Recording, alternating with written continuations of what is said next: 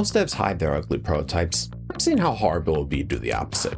If you join my little newsletter, you'll get to play them. So while I'm working on my main game Adventurelust, I'm working on a smaller game called Cinder Core to build my skills in Unreal, and to offer you a little extra reward for following my work. It's a first-person shooter where you fight robots in underground lava caves, even though that's totally the vibe it's putting out right now. Today I'll be showcasing where Cinder Core's development is at so far, but if you click the link in the description, you can play it now by signing up for the Adventurelust newsletter. There will be humongous spoilers for this tiny game, so subscribe to the newsletter if you'd rather play it for yourself, and on top of that, you won't have to listen to these awful AI jokes I'm about to make. So here we are. Currently the game drops you with no explanation, so hopefully it's not too much of a stretch to assume players will try to pick up the gun right in their face. And hopefully this moving flashing target up here will look very shootable to them, but when they try to shoot it, perhaps they'll see that nothing is happening, and just maybe they'll see the UI telling them that's because they have no ammo.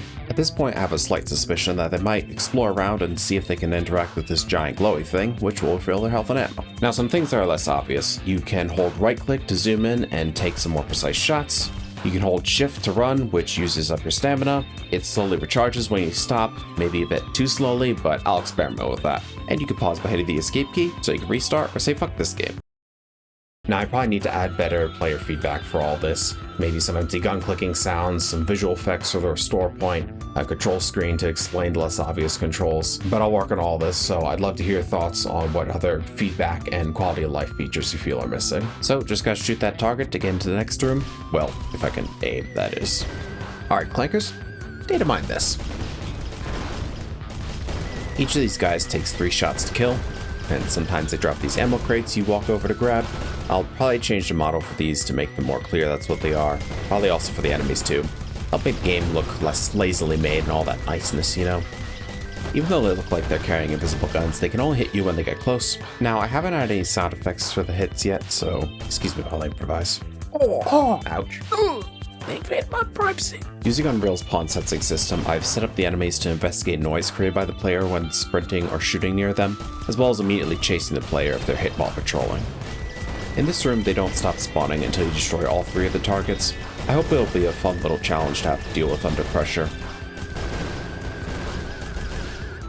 I got the last target, now let me just clean up the rest of these here. There we go. Nice snack on your tracking cookies.